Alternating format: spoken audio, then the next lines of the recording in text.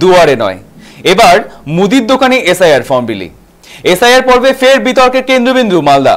বাড়ি বাড়ি গিয়ে ভোটারদের ফর্ম বিলি করার বদলে মুদির দোকানে বসেই কাজ সারছেন এক বিএলও। ঘটনাটি ঘটেছে হরিশ্চন্দ্রপুর 1 নম্বর ব্লকের বড়ুই গ্রাম পঞ্চায়েতের ৫লা ৩৬ নম্বর বুথে। ওই বিএলওর নাম মোস্তাদ হোসেন।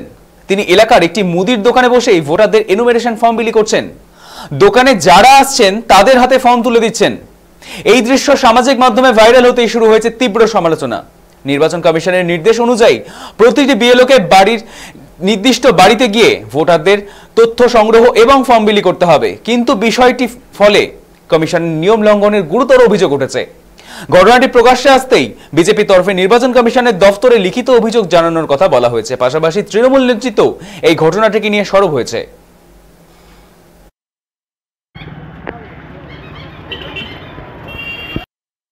এটা তো বাড়িতে দিয়ে দেওয়ার নিয়ম। হ্যাঁ,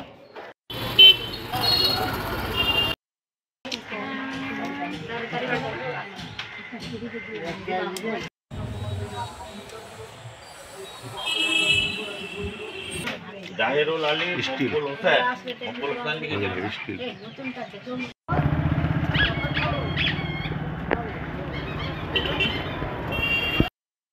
এটা তো বাড়িতে দিয়ে দেওয়ার নিয়ম। হ্যাঁ,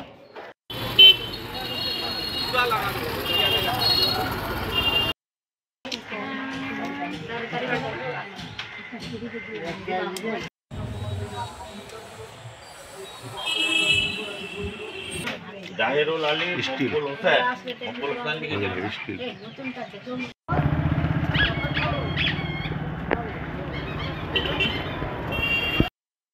এটা তো বাড়িতে দিয়ে দেওয়ার নিয়ম। হ্যাঁ, ইলেকশন কমিশনের গাইডলাইন অর্থাৎ নির্দেশিকাকে সরাসরি বুড়ো আঙুল দেখাচ্ছেন হরিশ্চন্দ্রপুর 1 বারোই গ্রাম পঞ্চায়েতের 5লা 36 নম্বর বুথের বিএলও মোস্তাদ হোসেন। বিএলওদের কাজ হচ্ছে বাড়ি বাড়িতে গিয়ে এসআইআর ফর্ম বিলি করবে, কিন্তু আমরা কি দেখলাম, তিনি এই 36 নম্বর বুথে একটি মুদিখানার দোকানের সামনে টেবিল চেয়ার লাগিয়ে এসআইআর ফর্ম বিলি করছেন। এটা সরাসরি ভাবে ইলেকশন কমিশনের যে গাইডলাইন। আমরা আজকে এই বিএলও মোস্তাদ হোসেন তার বিরুদ্ধে ইলেকশন কমিশনে বিজেপির থেকে অভিযোগ আসছে যে বড়োয়ে নাকি বিএলও সাহেব উনি সেখানে একটা দোকানে বসে ফর্ম বিলি করছিলেন।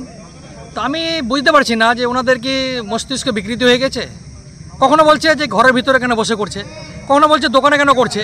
আরে বিএলও সাহেব একটা বুথের যে এরিয়া থাকে সেখানে 1000-1200 ভোটার থাকে, উনি তো বাড়ি বাড়ি যেতে হবে, এটা তো ইনস্ট্রাকশন আছে ওনাদের।